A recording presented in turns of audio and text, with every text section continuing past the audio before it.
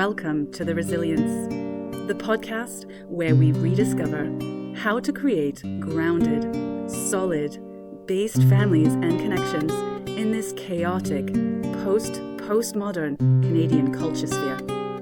I'm your host, Melanie Bennett.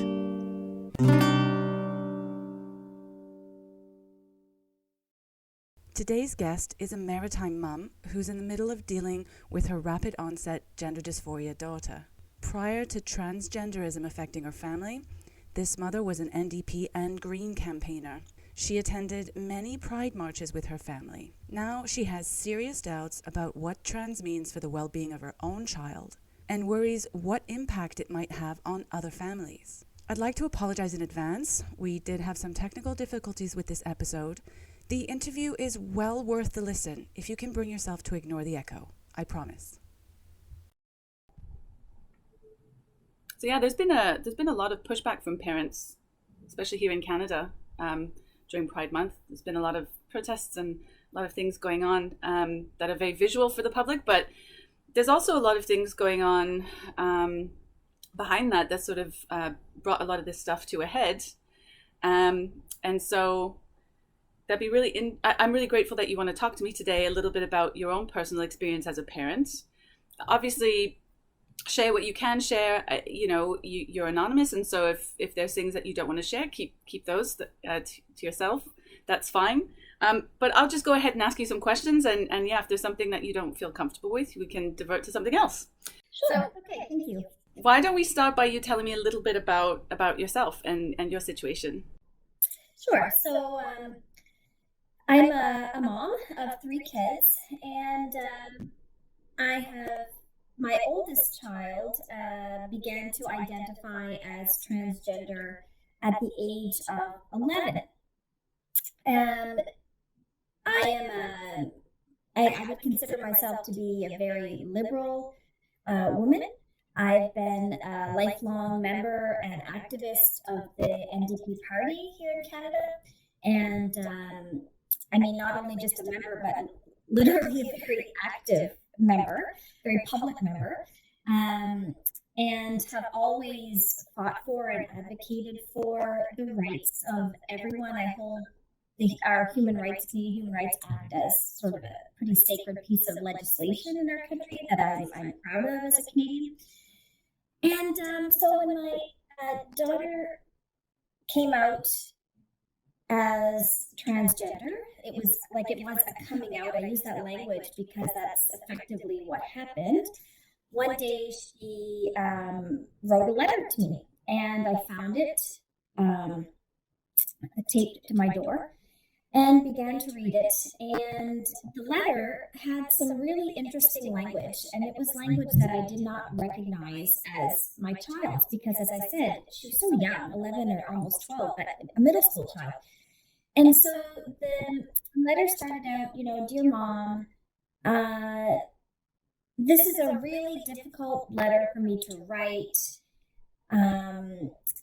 I have something that I need to tell you, and I hope that you're going to be okay with this. But I am non-binary. I'm not a girl. And my pronouns are they, them, and my chosen name is, she gave me a name, and a name that was not her birth name. And I want to start puberty blockers. So the letter was very surprising. A few things struck me about the letter. The first one is the expression of fear that somehow I was not going to be accepting of this news or of whatever identity she had, when this is literally a child who marched with me repeatedly in Pride Parade in our community. So it was no secret to her that I was not only accepting, but, an activist in favor of gender diversity and LGBTQ rights. So that was bizarre. I thought that's bizarre that she would write that. And then the second thing that surprised me was there was a whole new terminology. So now this terminology, many years later, is now very familiar to me, but at the time, it was not. So chosen name I had never heard of that term before. And puberty blockers, I had to Google. I had no idea what a puberty blocker was. I did not know that it existed. I had no idea what it was. So all of those struck me as very bizarre about our letter. And that's sort of how our whole my whole exposure to the transgender issue began years ago. Yeah, I mean, an 11-year-old, even fully understanding puberty, is pretty interesting. But to then specifically request puberty blockers, so I can see why you would get the impression that language is not necessarily her language. So do you have any inkling where that language has come from? Well, I asked her, and she told me that she had done some research on the internet, and that she had learned about gender diversity and about being non-binary on the internet. And so I suspect that's where the language came from. It had to have come from there. It's not anything that she would have been exposed to in a family or at school. Now I think this was at the beginning of COVID, so no, it's not something that I don't think that they would have been teaching in grade 6, but at this point, who knows? Yeah, things have changed so much right now. So it's really difficult to tell. Yeah, I have to keep thinking, okay, what was true, 4 years ago versus what's true now? A lot has changed even in 4 years, but I suspect it was the internet. So going back to the transition aspect, can you elaborate a little bit on the stage of the transition now and where that's going? Yeah, absolutely. So initially, my reaction back then when this originally happened, and I sat down and spoke with her and asked some more questions, and there was I couldn't really get I think I got a quality of an answer that you would expect from an 11 or 12-year-old, right? There was not a lot of depth. There was a reference to, this is just how I feel, and I don't feel like a girl. I don't think I'm a girl. And when I would try to ask, well, what does feeling like a girl mean to you? Like, what is it that you don't feel like? She would say, well, I just get along better with the guys at school. I hang out with guys, and I get along better with guys. And I don't like wearing dresses, and there's a lot of, she called it the girl drama at school. I don't like the girl drama. And so I was listening and saying, okay, like that, I understand that is hard. These are struggles that a lot of kids go through when they move into puberty and the teenage years. But it doesn't, you can still be a girl. You can still be a girl and prefer hanging around with guys and not wear a dress and not feel comfortable with the dramatic aspects that you're seeing, I'm sure, among some girls or some kids in the middle school. So, but she kept, she was really insistent, and she really was insistent on the use of pronouns and her new name. So I think I did what a lot of parents would do, to start researching to see, okay, where can I get help? Like, this is new territory for me. Obviously, if I don't even understand the terms, that's just a good indication of how out of my depth I was. So I thought I'm going to look for help. So I went to some colleagues, asked around, does anyone know of a good psychologist, works with adolescents? I got a couple of recommendations. I looked them up and found one who specializes in gender identity. That was one of her areas of specialization. So I thought, well, I mean, I'm an educator, and I believe in evidence and expertise, and people who go to school. I mean, obviously, it's my whole life. People who go to school to learn and to know more than the average person about a topic. So if this person is specialized in gender identity, this is the person that I thought would be best help. So to make a long story short, I contacted her. There was a waiting list. I put myself on the waiting list, and then my child began to see her. Now, after a couple of sessions, wanted to talk to me. And so I said, yeah, so I met with her, and She just said to me, "Your child is exploring.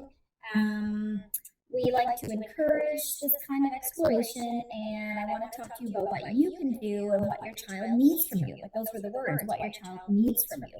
That's really powerful language to use, I think, as a mom. When somebody tells you your child needs something from you, It pulls on the heartstrings. It goes right to your heart, right to your central nervous system.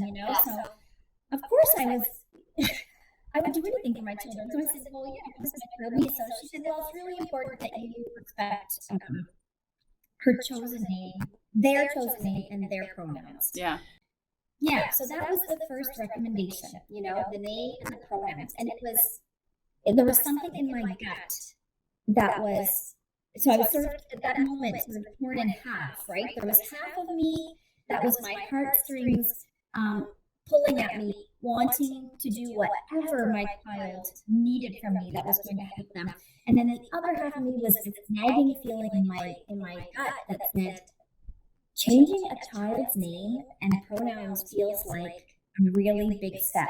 And that's why I said to my child when she approached me and when we talked, and she said, "Will you use my new pronouns?" And I just said, "I think we need to slow down the stream a little bit and get some help, and then let's come back to it."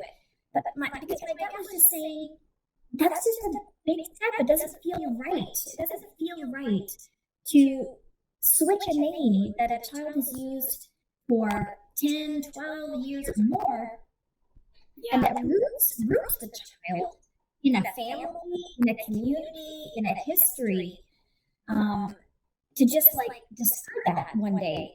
Can I take you back just a second? Because when we started the conversation, you were telling me that you were an active member of the NDP and that you did some pride marches, and you were, I guess, in many respects, consider yourself to be an ally to Yes. the LGBT community. Absolutely.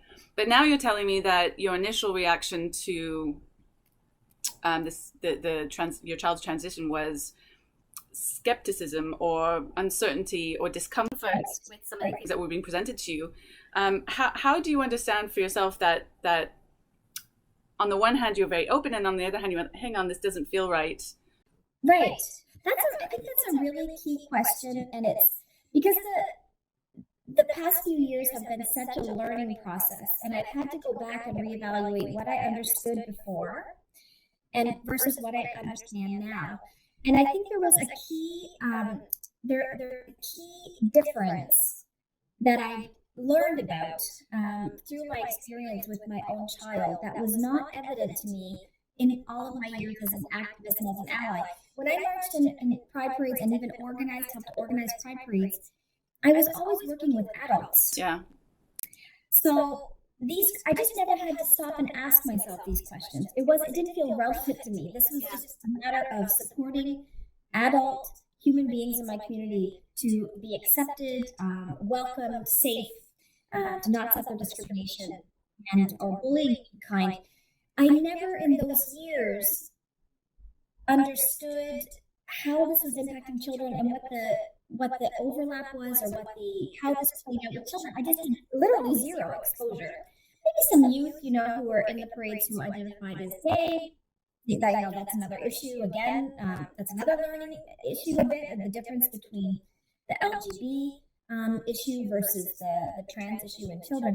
So that's what it was, when I was all those years I was working with adults, and I have never had a close-up experience of knowing a child so well, like I know my own, that I birthed and raised, and then watch this play out from the moment of receiving this letter, from my perspective, out of the clear blue sky at a very young age, when I'm aware of other things going on, like possible social influence. And I don't mean to say, definitely do not mean to say that transgender identity is a social influence only. That's not my position necessarily, but I think that it would be naive to discard the possibility that it does play a role for some people, and especially for some children, right? Like, I do think it's something that we need to look at. So going back to the social transition that I suppose is the current situation right now, that social transition. How is that? How's that working with the rest of the family? Because obviously it's not just your child who's transitioning who's going through it. It's you. It's the rest of the family. Are you able to talk a little bit about how that's working out? Yeah, my family again is a liberal, accepting family in general. We're pretty diverse, but let's say in general terms. And so I'm sort of the point person who's actually talking to the therapist and getting the recommendation. So the initial recommendation was that because my child was exploring, she suggested that my child indicate to me every morning how she was identifying. So she said maybe she gave two suggestions. Either she could wear a pin. So in the morning, I had to look at her shirt and see what pin she was wearing. And if that day, if I was supposed to use she, her pronouns, they, them pronouns, or he, him pronouns. Or we could have like a calendar or a whiteboard in the house. And then, she could put her pronouns for the day there on the whiteboard. So, of course, as a mom, I keep going back to this. This is what your child needs from you, right? This is what your child needs from you. And then I'm living the reality of a pretty complex, and I would call it a high demand sort of practical response. Yeah, that's a lot of pressure to put on a young person of that age to decide every single day, have to really focus on themselves, how they're feeling, and then to decide and share that with everyone on a daily basis. Right. It's actually a lot of responsibility, a lot of, it's a lot. It's a lot, and it's a lot of focus, it's a lot of focus. We have to think of our children as, entire humans that have thousands of components, and your sex is one of those components, and gender identity is another, but they're two of 1,000, although the psychologist did say, she said, well, it is normal during adolescence that these things take up more space, right? It is a pretty fundamental. So I said, okay, I'm listening to all this, and I'm like, okay. And the other thing that she told me that was really impactful for me and really influenced my decision is that she said, because I was kind of resistant a little bit, like skeptical about this plan. And she said, social transition is totally reversible. Right. It's totally reversible. This is no big deal. It's no big deal. You're just showing your child that you're making space for them to be who they are. That you support them and accept them unconditionally. Like, that's a really powerful thing to say. But you can understand why that's easy to accept that it's no big deal, because on the surface, you're just, you are just accepting what your child is saying. And we love our baby, we love our children. We're like, yeah, of course. And I remember when I was little and playing cats, and my family were like, okay, she's a cat, round and give me a bowl to lick. Like, that actually happened when I was little. Right. But so, you can't easily see that is just, That resonated with me, and I didn't, so that kind of made the heartstrings override the gut feeling, I guess, because there was a rational argument that was being given to me, and I didn't really have any counter argument. I couldn't think of anything that would tell me that was not correct, Yeah. It's no big deal. You're just supporting. Of course, I want my child to know that I love and support them unconditionally. So, okay. So I went along with it, right? So I go along with it and supporting my child for 2 years. This is how it went. And the identity went sort of back and forth between non-binary and then eventually moved into a completely transgender identity, where now she says that she's definitely a boy, uses the pronouns he and him, and the chosen name has changed about at least 5 times, I think 6. And so I also had to manage the situation with my family. Now, that just becomes really complicated, because it's one thing for, as a mother, your child is your very first priority. So you are willing to invest a lot of time and to do things that are, energy intensive and complex. But to try to impose that on an entire extended family, it's just not workable. Okay, I'm a practical woman, and I hope this doesn't sound, uncaring as a mother, but as much as my child is the center of my world right now, my child is not the center of the world. and it's not the center of Yeah, anyone no, else. and children need to learn that as they grow up too. Of course they do. That's And nor do I want to even be giving a child that message. And I did address that with the psychologist. I said, does this kind of send a message that this that's the wrong message. The whole universe, and everyone's going to be calling to check? I said, no, that's ridiculous. So, but it did cause problems, right? Because my child was not accepting at all, that others would not support her in this way. So other family members were trying their best, but it was an imperfect effort. Mistakes were made. Boundaries were also drawn, and that were reasonable and were different for everybody. And I can say that it has caused quite a bit of chaos. And what used to be a very, easy relationship now has become a really difficult one, with some relationships in there become very strained. And I can see why. I see their perspective as well.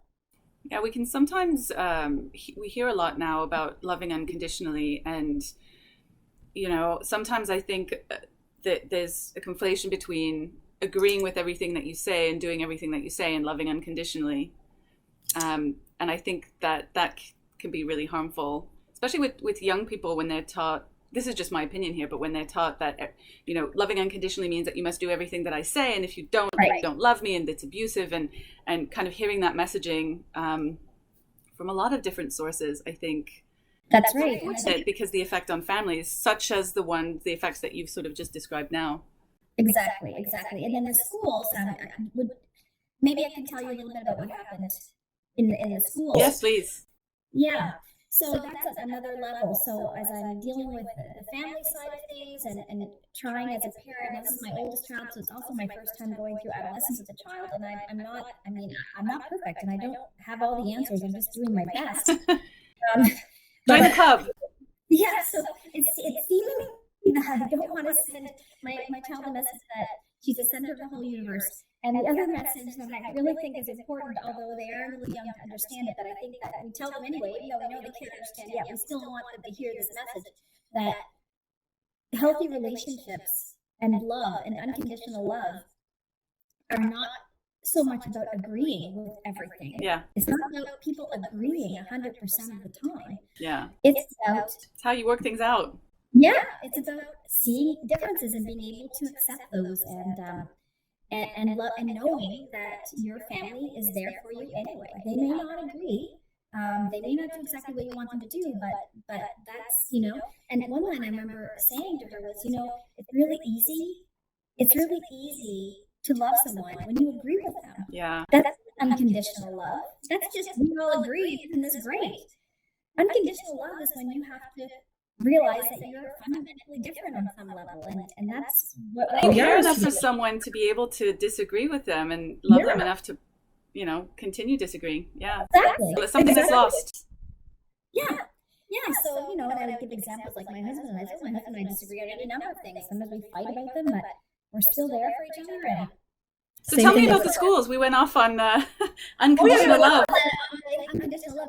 So the exploration side of this is going back and forth. Went on. I think this is important. It went on for about 2 years, and during those 2 years, what is important for me to say and to note as an observation is that for those 2 years, the schools were not involved, right? So I didn't, because I wanted to leave the space open. I didn't want to lock my child into any particular identity. So I just, I never contacted the schools, and I think that her friends were using her chosen names, her closest friends, which was, fine with me, but the school never officially took a position. I didn't ask them to. Well, 2 years into it, so I'll never forget this day, because it sort of opened the door to the path that we're on now, in retrospect. My child, I'm going to tell you what happened, but I didn't know what happened. I found out later what happened. And so what happened that day was that they watched, I think, a movie or a documentary or something in the class. And in this movie, there was a character that my child really identified with, just really liked, admired. Something struck my child about this kid. And so on the spot, right there that day in school, my child decided that's the name. that she wanted to take. It was a male name.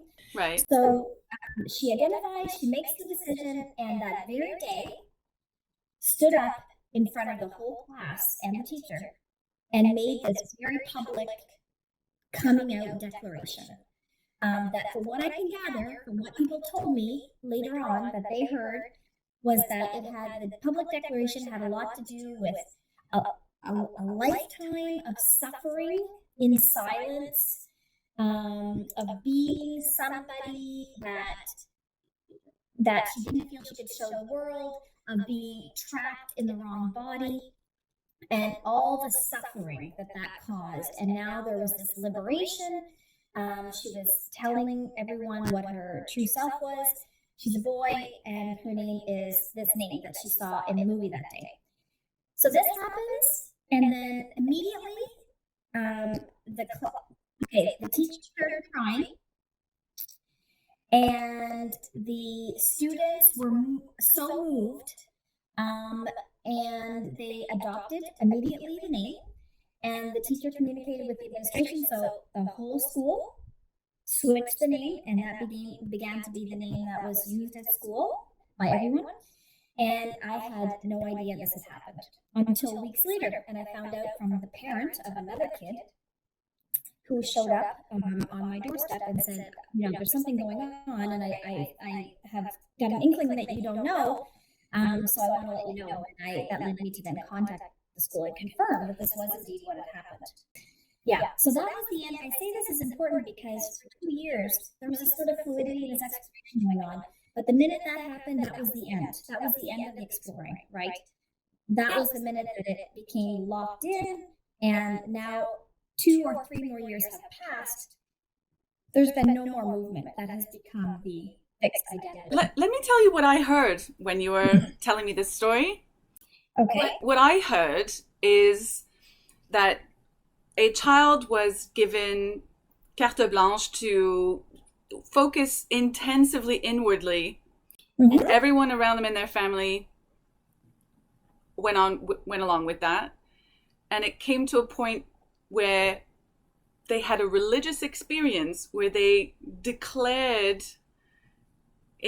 for lack of a better comparison, sort of had a resurrection of Christ. Like they rediscovered each other. They rose from the ashes. The phoenix has come up from the ashes of self-discovery to proclaim this religious experience, and then was celebrated. There was tears. There's all these emotions, and that gets super reinforced within the mind of the child. That's what I'm hearing. I'm hearing. You sort of hear things like this with the Salem witch trials, where people get whipped up in these sort of frenzies. Yeah, that's kind of what I'm hearing in all of these things, right? And then once you've gotten on board with that, I mean, I'm no psychologist, but I mean, you can fully imagine that once you've spent so much time as an individual having all these things reinforced and celebrated, and your teachers are crying over the beauty of your self-discovery in all this way, and you know all of this fanfare around this this situation, I imagine fully that becomes very, very, very difficult for someone to then have any kind of thinking that would contradict that, right? Like that's extremely reinforced in the mind. And it's not like this happened over a weekend. This has been, because it's been going on a really long time, that reinforcement becomes even more difficult to shake. So this is what I'm hearing. I'm almost hearing just almost like a religious experience around that.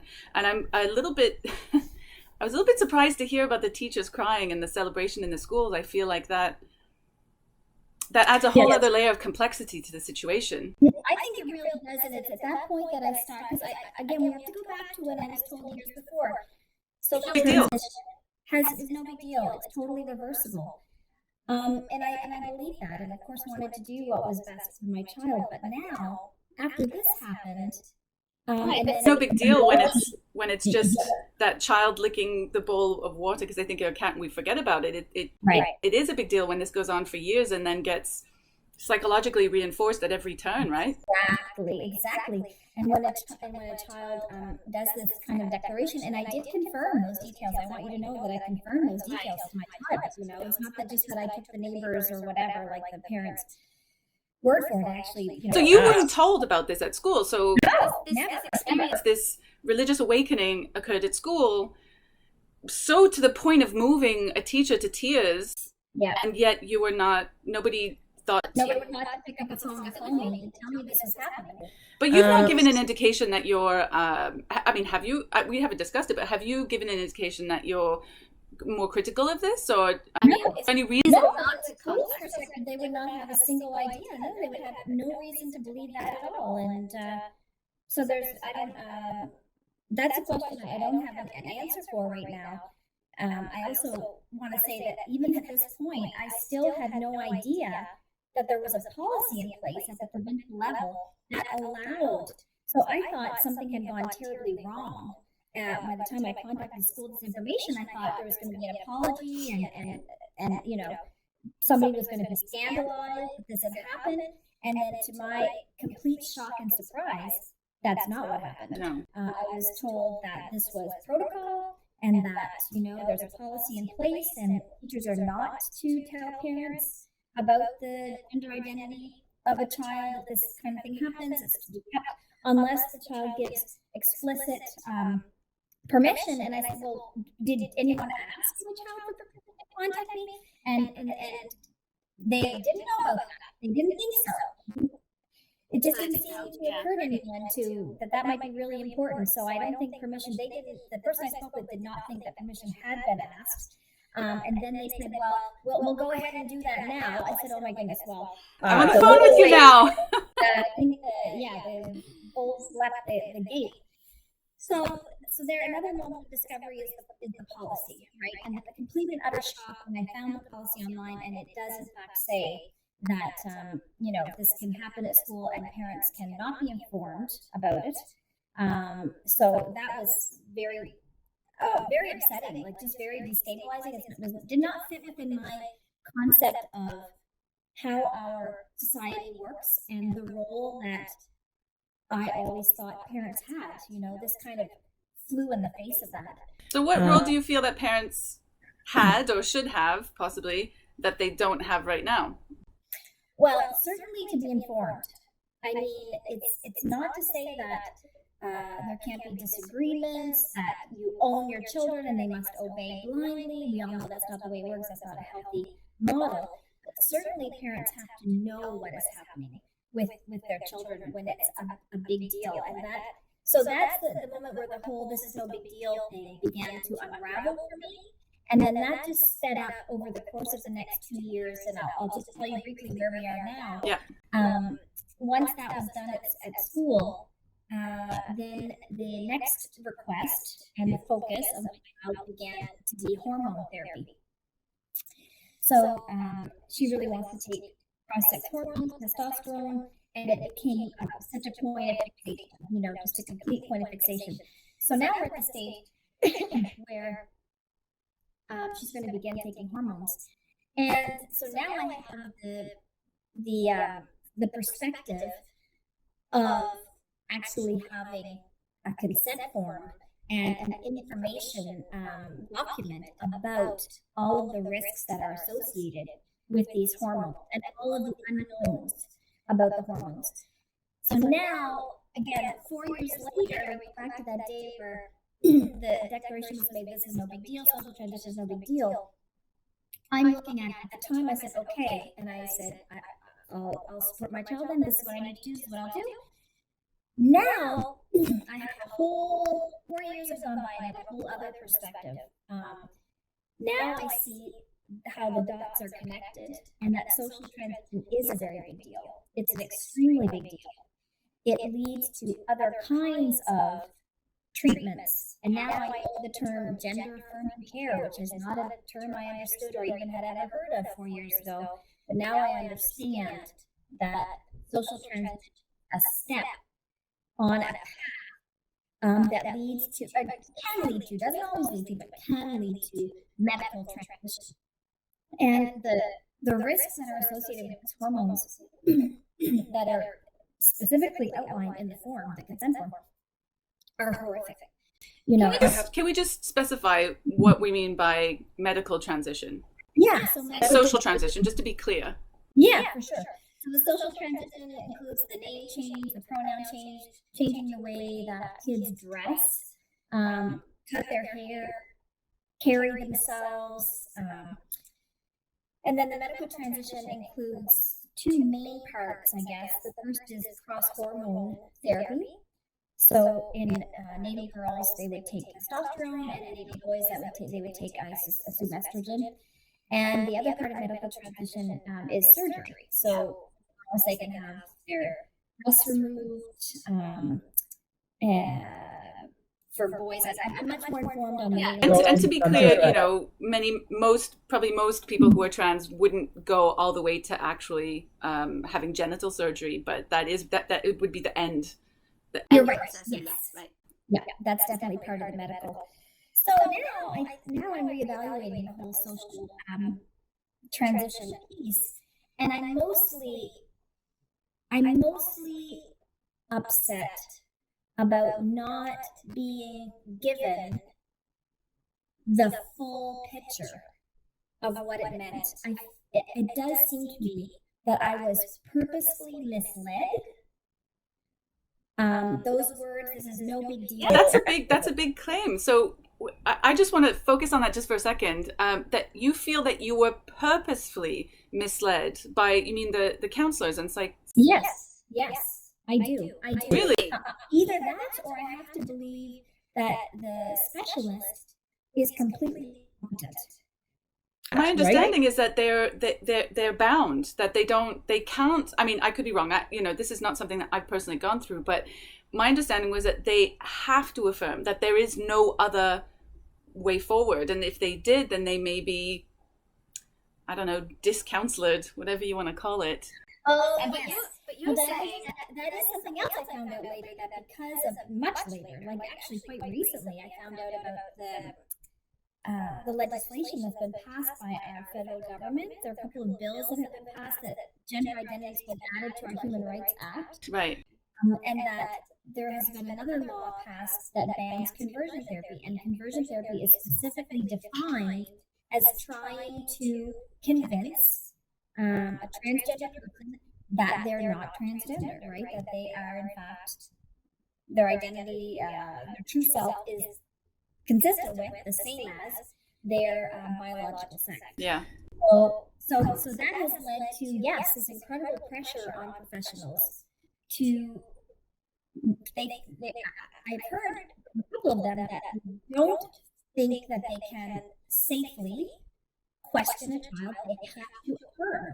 That's what I'm saying. That's a big claim. So you're saying that despite all of this, that you still feel that the counselor purposely misled you, knowing that that what they were saying wasn't true.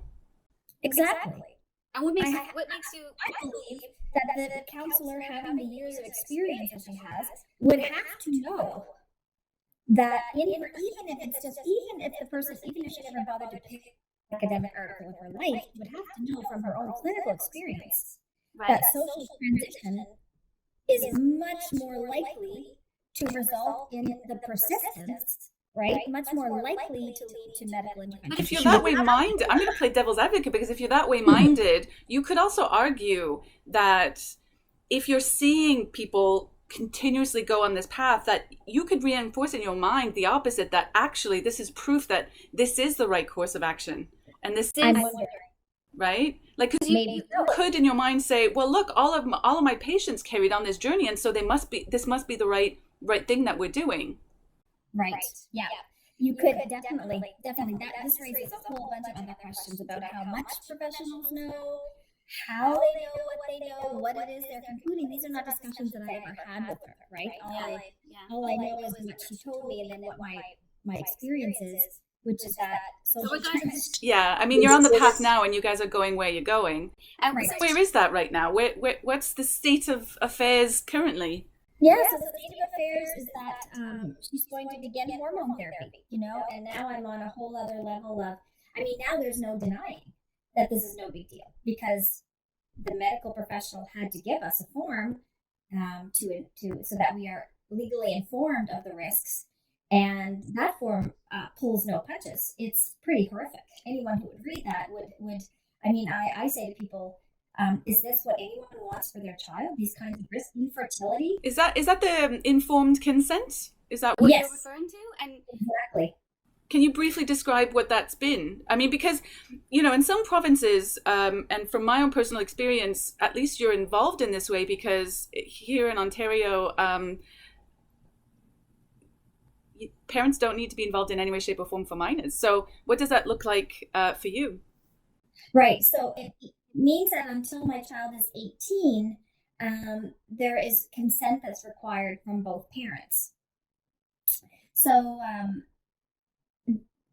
we're I guess we're lucky in that sense that at least we're involved and are able to sit down with our child with this form and explain, you know, this is what this means. But we're also exposed to what is very evidently a lack of comprehension, right? At the age of 16, what can a 16-year-old possibly understand about how important fertility might be in 10 or 20 years down the road? Yeah. What can they possibly understand about lifelong damages, you know, like irreversible damage to kidneys, to bone density, to... I suppose that's why the model of having a parent co-sign, as it were, sign off on it would come into play, and have... What would happen if you don't? I mean, I don't know whether you have or you haven't, but if you don't, can this... Well, there are two things.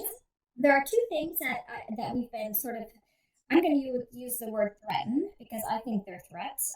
One is that we've been told by the medical professionals that our child's mental health will deteriorate. That it will. It will. Your child will. If we don't consent to this. And the other thing, and this is again like a house of horrors, I just keep learning new things, you know. Then we were told, you know, these kids can access these hormones on the internet. Oh. So it's much better that I be monitoring this and keeping the levels within safe levels, that you don't want to risk your child going to the internet. Those are heavy threats. Basically, what that's saying, without saying it, is that if you do not do this, you are an irresponsible parent. That's what exactly it's saying. What I heard. Yeah. That's exactly what I heard. So you're holding this horrific consent form on one hand, and you've got sort of these threats hanging over you on the other hand. It's really we haven't decided yet what we're going to do. Yeah. We don't know, you know, but. Certainly, I think that... And it does beg the question, if they're saying that, you know, that... I just want to go back just quickly to what you were saying about, well, if you don't do this, you know, your child can get them anyway and they're less safe. Begs the question with the state of the schools and the school boards and all that pushback, whether or not that would be enabled, if that's like a veiled sort of, well, you know, we're going to enable this in some way, whether it's not them specifically, but maybe it's the schools, maybe it's the other counselors. Do you know what I mean? Like, it does beg that question. Yeah, it does. And it also makes you wonder, you know, and another reason we were talking earlier about the importance of, like, what is the role of parents? Yeah. I always go back to, I'm not sure it's going to make any difference or what difference it might make, but I always think to myself, imagine I wasn't involved at all. Imagine there was nobody to sit down and to say to my child, listen, I know you feel this way right now about your body, but that could change in 20 years. And having children will be very important to you. And a healthy body is a really, really big gift. Trying to get the child to think about these things, you know, trying to get them to consider. What if the parent's not involved? And that seems to be what, you know, proponents of social conversion, social affirmation, without having to tell parents, they're removing those voices from the parent's life, you know, that's our role. And these are people that don't have any particular interest in that particular child, right? They have an interest in this idea, this concept, but not in the individual themselves. And so when you were talking, I wonder, you might not know the answer to this, but all of these people who've gotten involved, whether it's the schools, the counselors, the doctors, do you have any idea whether they have children themselves or whether they have their own families? Yes, I do. That's interesting. The psychologist does not. I think that's interesting. And some of the school staff does, some do not. It's a bit of a mix. Yeah. But what is certain is what you did say. If something goes wrong with this treatment in 10 years, these people are not going to be the people that my child go to for help. They're not responsible. They're not going to have to answer to my child. And then one question that I did specifically ask when I asked about the long-term impacts of the medical professional, I said, how are these people followed? Like, what kind of follow-up is done? Yeah. There's no way to guarantee follow-up. Right. They say we don't. We have to just count on the patient coming in and doing the tests they need to do, but we don't actually. It's not a requirement. I said, is it a requirement to continue therapy? No, I can underline that, because in my personal experience, that's been the question of no parental consent whatsoever. And beyond that, there was a suggestion that you have to be your blood tested for bone density issues and all kinds of other tests, but that the child has not followed up on these things whatsoever, and no one has made them, and they still go to the doctor for hormone and cross-sex hormones and puberty blockers, and nobody is asking. There's no psychological intervention, not that would help. There's no medical testing. There's just provision of drugs. Exactly. And the reinforcement of this idea. Yep. A specific question I asked, please tell me there are some safeguards, some mechanisms to say, listen, we will not continue to provide these medications because of the risks unless you are being monitored for all the signs. And the answer was no. We have no way to do that. There's no way to do it. So I'm conscious of the time. This has been a super fantastic interview, but before we sort of wrap it up, you're speaking to me anonymously, and I would like to know if you can elaborate on why. Why do you feel that you need to be anonymous while speaking about this? Yeah, there are two reasons. It's been frustrating for me because I tend to be vocal and think that public debate is really valuable, and I think it's really important that people in their own name sort of present themselves with their questions and their concerns, and that there's an opportunity for that to be discussed publicly. But this situation is the first time in my life where I haven't been able to do that. And the first reason is that I have to protect the privacy of my child. It's my experience that I'm talking to you about, but it's sort of inseparable, right, from the experience of my child. And I don't have the right to sort of advertise and air the whole experience that my child's been through publicly. Yeah. So I can't. And then the second reason is that, I'm watching what's going on in, particularly in Ontario right now, where it's really come to a head with the protests and the level of personal attacks and the viciousness of the characterization of people who are asking good faith questions and asking for their concern taken into account in terms of what's happening in the schools with social transition. The backlash has been so terrible. Yeah. So terrible. People have lost their job. People have been publicly maligned. It's awful. I don't know that I have an experience personally with any other issue that has taken this kind of turn where we're not even able to communicate anymore. It's not even the ideas that are being weighed and balanced and debated. It's people's character, right? Very personal. Yeah. It's very personal. So for those reasons, I do speak about it, in certain circles with my name, obviously, but something in the media, I always present myself anonymously just to sort of protect my child and myself to an extent. Yeah, well, I'm really grateful that you spent the time going through this with me, because I feel also that there's a lot of vitriol, whether it's from more gender critical individuals or just regular people or even queer activists. There's a lot of vitriol out there, and that's, I think, what people tend to see the most. And what people don't see, and what I'd like to share more, is that there's perfectly reasonable people out here putting a lot of thought into this, who are not throwing bombs. who actually want to have discussions. Not, and who have been through a growth process of their own, where they, started out understanding things one way, and then by virtue of close personal contact with the reality of it, in children and young people have had to sort of reevaluate. I don't know about reevaluate so much as there's been an expansion, right? There's been and that's normal. That's being human, isn't it? It's being able to grow with new information.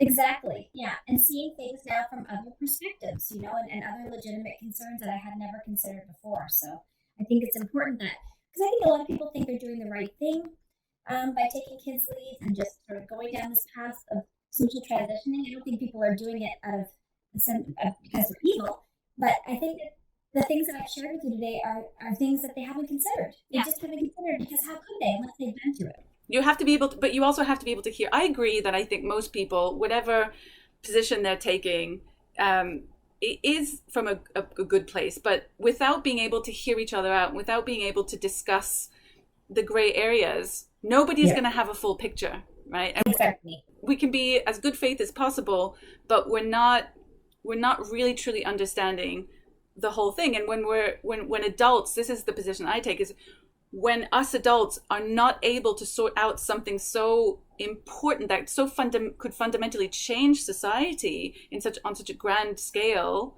if we're not able to sort that out amongst ourselves as adults in public, then we shouldn't be pushing that in schools immediately. Like there's a problem here, and I feel that we need to take it out of the schools and push it into the adult sphere so that we can work out what the best things are. We need to listen to each other, and we need to understand the full perspective of experiences before we can make decisions on these things. I mean, so for that reason, I really appreciate you sharing your story with me today.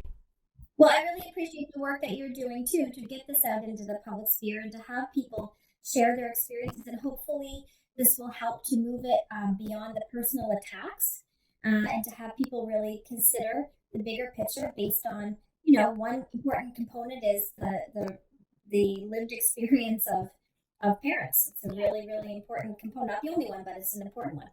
All right, thanks. Thank you. Have a good day. Thanks for listening. Don't forget to subscribe for more grounded conversations with interesting people. Stay centered, and see you next time.